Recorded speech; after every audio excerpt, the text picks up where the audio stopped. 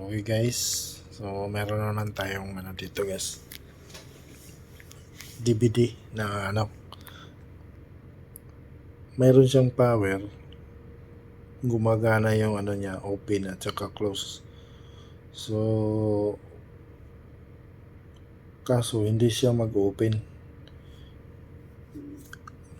ayaw gumana nung open niya, hindi siya mag-open. Yan close. Yung remote gumagana na yung niya. So ibig sabihin good yung niya, yung main board niya. Good din yung power supply niya kasi gumagana siya. Ang ayaw lang gumana yung mechanism niya. So may suspect na tayo dyan kung ano yung sira or yung kung bakit ayaw lumabas. Kasi ngayon may pa yan sa loob, may yung bala niya, yung DVD disc player niya. So Lexing pala to na DVD na pwede siyang pang karaoke. So yun guys, titingnan natin to kung anong magagawa natin. O bubuksan na natin.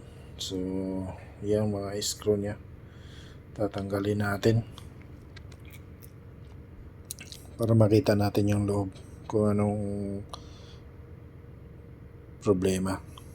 So siguro ang ko lang dito yung niya, baka yung motor niya ayaw umikot or sunog or anong dahilan kung bakit ayaw umikot.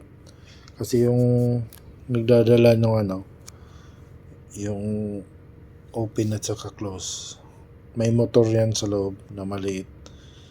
So baka walang supply or o kaya belt lang. So yan yung goods na stuck up siya, ayaw nang lumabas. So yan yung power supply niya. So good yan kasi may power. Saka yun yung board niya, main board. Testing natin ulit. Yan guys, close pa rin siya. So pag i-open, ayaw mag-open. Ayaw mo, hindi umiikot yung motor. So visual check up lang muna natin to kung bakit ayaw umiikot, ayaw lumabas yung yung DVD play, yung disc nya. So yan guys, tanggalin muna natin yung nya, yung pinaka cover nya kasi para matanggal natin yung disc, para makita natin yung loob ng makita natin yung mga motor sa ilalim. Diyan natakpan kasi ng disc. Pag hindi natin tatanggalin yan, makita na natin. So yan yung niya guys. So yung motor, yan, open, ayaw siya mag-open. So ayaw din umikot yung niya, dapat iikot yan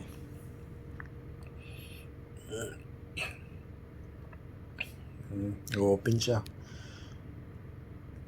kaso ayaw umikot. So yan guys, yan yung natin, yung belt na yan dumudulas lang siya.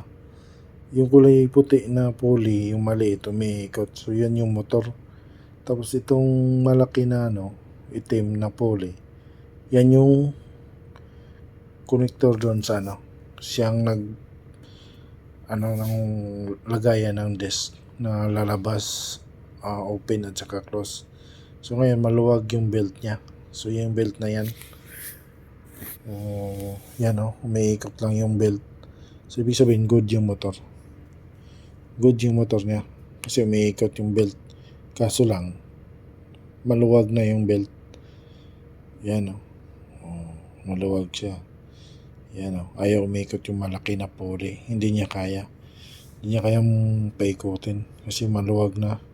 So matigas din yung na yan. Kasi yan yung nag-open at saka close. Kung saan yung nakapatong yung nakalagay yung yung disc. So yan guys, testing natin. Yan na. So pinalitan ko na ng belt yan, bago na yung belt. So bali kumuha lang ako ng belt dun sa sa kabilang DVD na yung sira na yung laser. So malalaman pala natin na good yung laser niya kapag ganyan umiilaw yung laser niya. So ganun lang mag-testing pag ng yan open na siya, open close. So ibig sabihin siya umiikot na siya.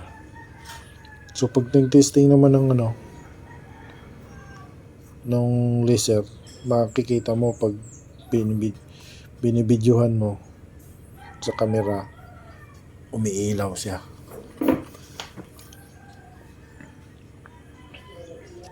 So yun yung belt na yung luma. Diyan galing yan yan sira na yan tinanggalan ko na lang ng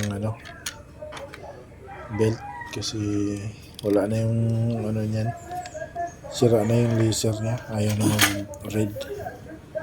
So yan okay na siya. Mag-open na siya at sa close. Yun Tsaka malaman mo yan good yung niya, yung laser. Kasi umiilaw yung laser niya. Pero pag hindi umiilaw, so ibig sabihin defective na yung laser. Yan umiilaw yung laser. Ganyan lang mag-detect na sira na laser. Para yung pag hindi na nagre-reading ng mga DVD.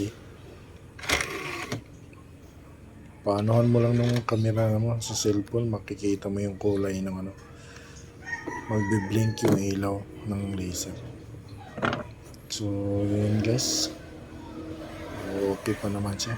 Belt lang yung sira, so pwede na siyang gamitin ulit. Pag yan lang talaga, kung hindi motor ang sira, yung belt. So yan siya. Yan ang yan yung nagko-control sa open at saka close. So kung maluwag na yung belt, tudulas na lang. So hindi na siya iikot.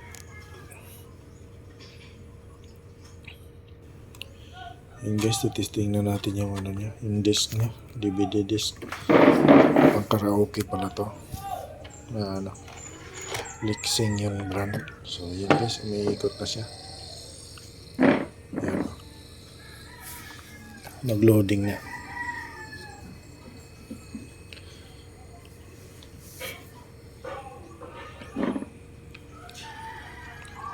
Ayun. Pag ganyan, na siya, ready na siya na mag-receive ng mga numbers na input mo. Kasi pang karaoke player to. So yun guys, ayos na naman yung ito matagal na kasi itong ginagamit kasi hindi na nga lumalabas, hindi na nag-open at saka close. Yan.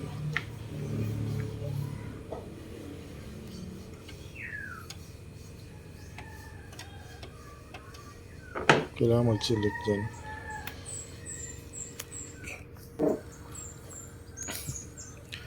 Testing na natin yan.